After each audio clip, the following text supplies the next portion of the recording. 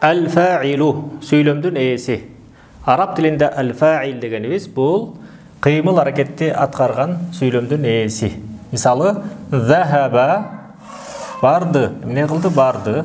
Ким барды? Ат-талибу. Араб тілінде ким эмне деген сұрауға жауап берген қимыл әрекетті атқарған зат атаушы сөз әл-фәил сөйлемдің есі деп аталады. Зәхәбә ат-талибу. Студент барды. Студент кетті. Мысалы, қырғыз тілінде құтырсақ, студент кетті.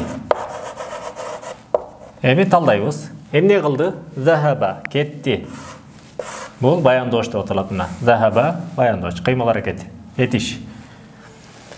Сұрау бересіз. Ким кетті? Студент. Демек, сөйлемдің есі.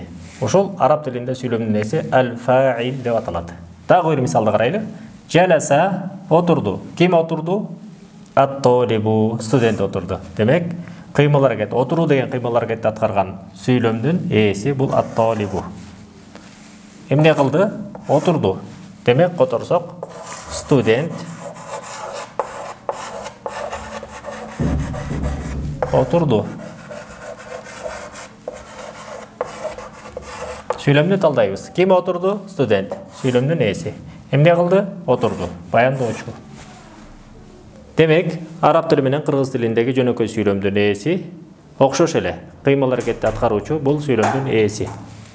Ат-талибу деген сөз ким эмне деген суроого жооп бергендиги үчүн сөздүн аягы у болот. Демек, араб тілінде ким эмне деген суроого жооп берген кыймыл аракетти аткаруучу сөйлемдің ээси дайыма доммалуу абалда болот.